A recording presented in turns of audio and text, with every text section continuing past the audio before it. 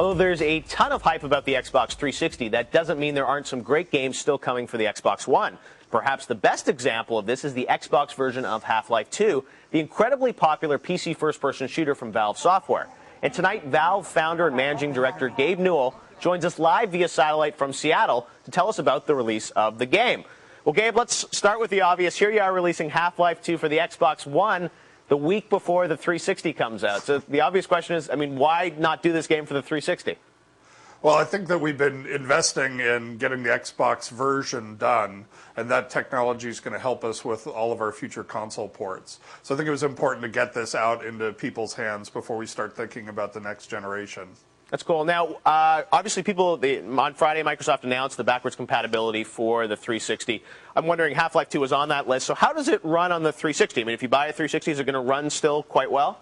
Yeah, it actually runs better on the 360 than it does on the original Xbox. You get some advantages from how they're outputting and up-resing the Xbox One's game. So it looks great. Having worked on a similar project in PC operating systems, it's a really impressive feat what they were able to do with the emulator. Yeah, the games that I've played so far run pretty well. But asking you about the 360, does it bother you, though, that, Microsoft is hyping the 360 so much and kind of effectively cutting off the Xbox at a time when, Half-Life 2 is just about to ship? I think we have really good sales forecasts for the Xbox version, and I think that customers who buy 360s are going to find that Half-Life 2 running on the Xbox 360 is a great game as well. So I think we benefit just from the general excitement and awareness of gamers right now. Absolutely. Now, you're a smart, respected guy. Obviously, 360 is coming out next week. Your heritage is, back at Microsoft. You worked there for a number of years. So I wanted to ask you your general sort of thoughts on this console war between Sony and Microsoft. Do you think Microsoft has a shot at dominating this next generation? Well, I think there are a bunch of challenges for all of the console developers, and I'm not sure yet how well game developers are being served by this next generation. One of the big challenges everybody's going to face is figuring out the multi-threading problem, and right now the jury's out on how quickly game developers are going to be able to do that. When we've looked at it, it looks pretty hard, and the benefits are really speculative at this point. Probably Naughty Dog, out of all of the game developers I've talked to, are furthest along in terms of understanding how to take advantage of it. But, these benefits for these next generation platforms could take a while to mature. So for you guys at Valve, are you going to stay focused on PC development, or are you going to actually spend the time to, figure out how to program the PP and the SPEs on a PS3, for instance? Well, I think there's some really interesting technologies we needed to develop. For example, on the Xbox, one of the challenges is getting a game that was originally targeted for 256 megabytes on a PC and get it to fit into 64 megabytes. So the specific technology we had to develop was moving away from a block-oriented and towards a streaming architecture. The reason that that's interesting and sort of fundamental technology is it's exactly the same kind of thing you want to do with a massively multiplayer online game in the PC space. So we continue to see these technologies between the PC and console as being pretty additive.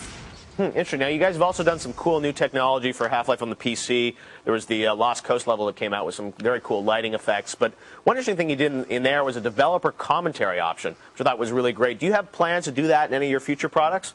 So at the end of the commentary, I asked gamers to send me email, and right now I've received about 1,500 replies from gamers who played through the Lost Coast and sent me a message. And it's all been super positive, so it's our plan to do that in all of our future projects. So like on the multiplayer side, we're working on Day of Defeat commentary now. It'll talk about strategy as well as production. So we're going to try to branch out and give people sort of multiple tracks of commentary depending upon what it is that they're interested in. But it is something that we see ourselves and probably other game developers starting to do. Well, you spoke of future projects, so of course I got to ask you, any insight into what you guys are working on now? I know Aftermath is the add-on for Half-Life is coming out early '06 now, right? Yeah, some of the people who are working on Aftermath were pulled into the Xbox version of Half-Life 2 at the end, so we decided to go ahead and push Aftermath out until '06. Also, Steam's going to be pretty busy. We have about a major release each month, so moving Aftermath out to next year actually saves us some angst on the bandwidth side. So is the goal still to sort of put out Aftermath in early 06 and then kind of keep following it up with sort of further episodic content going forward?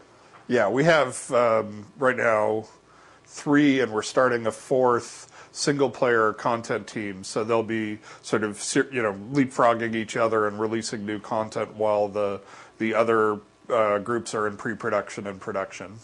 Wow, that's very cool. So we'll see Aftermath and then potentially, just kind of more add-ons on a hopefully quarterly basis, or it's still kind of up in the air? We're shooting for more often than that. Our goal really is to try to have something significant on a monthly basis. All right, one final question for you, Gabe. Of course, everyone wants to know, any updates on Team Fortress 2 or Counter-Strike 2 yet? We haven't announced anything about TF2 or Counter-Strike 2. Soon, we hope, Gabe. Maybe 06 will be the year. All right, well, thanks for joining us. Thank you very much, Jeff.